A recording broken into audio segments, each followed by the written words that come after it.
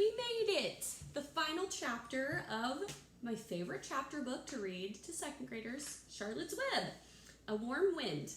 I wish it was nicer out today. I would have read it out on the deck in the sunshine, but it's just kind of a gloomy week with the weather, huh? All right, chapter 22, Charlotte's Web by E.B. White, A Warm Wind. And so Wilbur came home to his beloved manure pyre in the barn cellar. His was a strange homecoming. Around his neck, he wore a medal of honor. In his mouth, he held a sack of spider's eggs.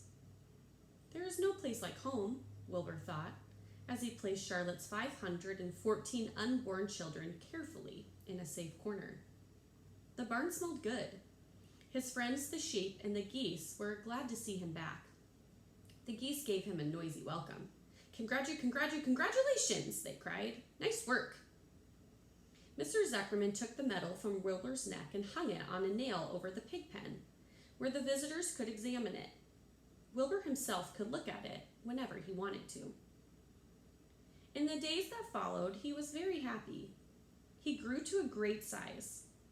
He no longer worried about being killed, for he knew that Mr. Zuckerman would keep him as long as he lived. Wilbur often thought of Charlotte. A few strands of her old web still hung in the doorway. Every day, Wilbur would stand and look at the torn, empty web, and a lump would come to his throat. No one had ever had such a friend, so affectionate, so loyal, and so skillful. The autumn days grew shorter. Lurvy brought the squashes and pumpkins in from the garden and piled them on the barn floor where they wouldn't get nipped on frosty nights. The maples and the birches turned bright colors, and the wind shook them and they dropped their leaves one by one to the ground. Under the wild apple trees in the pasture, the little red apples lay thick on the ground, and the sheep gnawed them, and the geese gnawed them, and the foxes came in the night and snipped them. One evening, just before Christmas, snow began falling. It covered house and barn and fields and woods. Wilbur had never seen snow before. When morning came, he went out and plowed the drifts in his yard for the fun of it. Fern and Avery arrived, dragging a sled. They coasted down the lane and out onto the frozen pond in the pasture. "Coasting is the most fun there is," said Avery. "The most fun there is," reported Fern, "is when the Ferris wheel stops and Henry and I are in the top car, and Henry makes the car swing and we can see everything for miles and miles and miles." "Goodness, are you still thinking about that old Ferris wheel?" said Avery in disgust. "The fair was weeks and weeks ago." "I think about it all the time," said Fern, picking snow from her ear. After Christmas, the thermometer dropped to 10 below zero. Cold settled on the world. The pasture was bleak and frozen. The cows stayed in the barn all the time now, except on sunny mornings when they went out and stood in the barnyard in the lee of the straw pile. The sheep stayed near the barn too, for protection. When they were thirsty, they ate snow. The geese hung around the barnyard the way boys hang around a drugstore, and Mr. Zuckerman fed them corn and turnips to keep them cheerful. "Many, many, many thanks," they always said when they saw food coming. Templeton moved indoors when winter came. His ratty home under the pig trough was too chilly, so he fixed himself a cozy nest in the barn behind the grain bins. He lined it with bits of dirty newspapers and rags, and whenever he found a trinket or a keepsake, he carried it home and stored it there. He continued to visit Wilbur 3 times a day, exactly at mealtime, and Wilbur kept the promise he had made. Wilbur let the rat eat first. Then, when Templeton couldn't hold another mouthful, Wilbur would eat. As a result of overeating, Templeton grew bigger and fatter than any rat you ever saw. He was gigantic.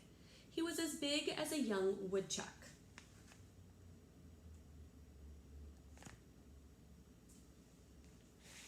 The old sheep spoke to him about his size one day. "You would live longer," said the old sheep, "if you ate less." "Who wants to live forever?" sneered the rat. "I am naturally a heavy eater, and I get untold satisfaction from the pleasures of the feast." He patted his stomach, grinned at the sheep, and crept upstairs to lie down. All winter, Wilbur watched over Charlotte's egg sack, as though he were guarding his own children. He had scooped out a special place in the manure for the sack, next to the board fence. On very cold nights, he lay so that his breath would warm it. For Wilbur, nothing in life was so important as this small, round object. Nothing else mattered. Patiently, he awaited the end of winter and the coming of the little spiders. Life is always a rich and steady time when you are waiting for something to happen or to hatch. The winter ended at last. "I heard the frogs today," said the old sheep one evening. "Listen, you can hear them now." Wilbur stood still and cocked his ears. From the pond, in shrill chorus, came the voices of hundreds of little frogs. "Springtime," said the old sheep thoughtfully. "Another spring." As she walked away, Wilbur saw a new lamb following her. It was only a few hours old. The snows melted and ran away. The streams and ditches bubbled and chattered with rushing water. A sparrow with a streaky breast arrived and sang. The light strengthened, the mornings came sooner. Almost every morning there was another new lamb in the sheepfold. The goose was sitting on 9 eggs. The sky seemed whiter and warmer wind blew. The last remaining strands of Charlotte's old web floated away and vanished. One fine sunny morning, after breakfast, Wilbur stood watching his precious sack. He wasn't thinking of anything much. As he stood there, he noticed something move. He stepped closer and stared. A tiny spider crawled from the sack. It was no bigger than a grain of sand, no bigger than the head of a pin. Its body was gray with a black stripe underneath. Its legs were gray and tanned. It looked just like Charlotte. Wilbur trembled all over when he saw it. The little spider waved at him. Then Wilbur looked more closely. 2 more little spiders crawled out and waved. They climbed round and round on the sack, exploring their new world. Then 3 more little spiders, then 8, then 10. Charlotte's children were here at last. Wilbur's heart pounded. He began to squeal. Then he raced in circles, kicking manure into the air. Then he turned a backflip. Then he planted his front feet and came to a stop in front of Charlotte's children. "Hello there," he said. The first spider said hello, but its voice was so small, Wilbur couldn't hear it. "I am an old friend of your mother's," said Wilbur. "I'm glad to see you. Are you all right? Is everything all right?" The little spiders waved their forelegs at him. Wilbur could see by the way they acted that they were glad to see him. "Is there anything I can get you? Is there anything you need?" The young spiders just waved. For several days and several nights, they crawled from here and there, up and down, around and about, waving at Wilbur, trailing tiny draglines behind them, and exploring their new home. There were dozens and dozens of them. Wilbur couldn't count them, but he knew that he had a great many new friends. They grew quite rapidly. Soon each was as big as a BB shot. They made tiny webs near the sack. Then came a quiet morning when Mr. Zuckerman opened a door on the north side. A warm draft of rising air blew softly through the barn cellar. The air smelled of the damp earth, of the spruce woods, of the sweet springtime. The baby spiders felt the warm updraft. One spider climbed to the top of the fence. Then it did something that came as a great surprise to Wilbur. The spider stood on its head, pointed its spinnerets in the air, and let loose a cloud of fine silk. The silk formed a balloon. As Wilbur watched, the spider let go of the fence and rose into the air. "Goodbye," it said as it sailed through the doorway. "Wait a minute," screamed Wilbur. "Where do you think you're going?" But the spider was already out of sight. Then another baby spider crawled to the top of the fence, stood on its head, made a balloon, and sailed away. Then another spider, then another. The air was soon filled with tiny balloons, each balloon carrying a spider. Wilbur was frantic. Charlotte's babies were disappearing at a great rate.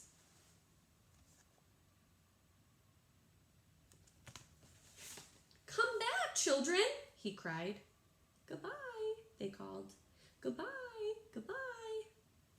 At last, one little spider took time enough to stop and talk to Wilbur before making its balloon.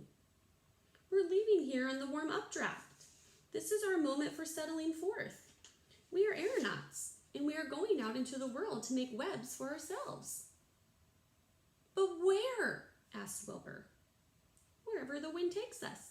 High, low, near, far, east, west, north, south. We take to the breeze. We go as we please. Are all of you going? Asked Wilbur. You can't all go. I would be left alone with no friends. Your mother wouldn't want that to happen, I'm sure. The air was now so full of balloonists that the barn cellar looked almost as though a mist had gathered. Balloonists by the dozen were rising, circling, and drifting away through the door, sailing off on the gentle wind. Cries of goodbye, goodbye, goodbye came weakly to Wilbur's ears. He couldn't bear to watch any more. In sorrow, he sank to the ground and closed his eyes. This seemed like the end of the world, to be deserted by Charlotte's children. Wilbur cried himself to sleep. When he woke, it was late afternoon. He looked at the egg sack. It was empty. He looked into the air. The balloonists were gone. Then he walked drearily to the doorway where Charlotte's web used to be. He was standing there thinking of her when he heard a small voice. Salutations, it said. I'm up here. So am I, said another tiny voice. So am I, said a third voice. 3 of us are staying. We like this place, and we like you. Wilbur looked up. At the top of the doorway, 3 small webs were being constructed. On each web, working busily, was one of Charlotte's daughters.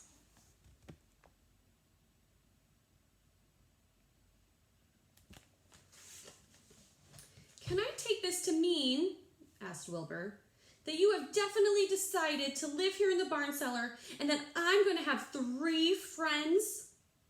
You can indeed, said the spiders. What are your names, please? Asked Wilbur, trembling with joy. I'll tell you my name, replied the first little spider, if you tell me why you are trembling. I'm trembling with joy, said Wilbur. Then my name is Joy, said the first spider. What was my mother's middle initial? Asked the second spider.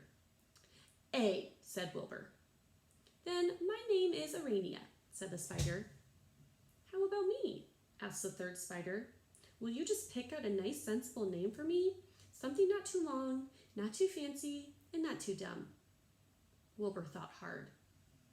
Nellie? He suggested. Fine, I like that very much, said the third spider. You may call me Nellie. She daintily fastened her orb line to the next spoke of the web. Wilbur's heart brimmed with happiness. He felt that he should make a short speech on this very important occasion. Joy, Arania, Nellie, he began. Welcome to the barn cellar.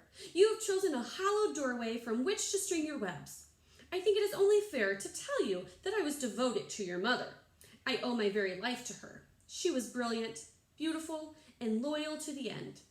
I shall always treasure her memory. To you, her daughters, I pledge my friendship forever and ever. I pledge mine, said Joy. I do too, said Arania. And so do I, said Nellie, who had just managed to catch a small nap. It was a happy day for Wilbur, and many more happy, tranquil days followed.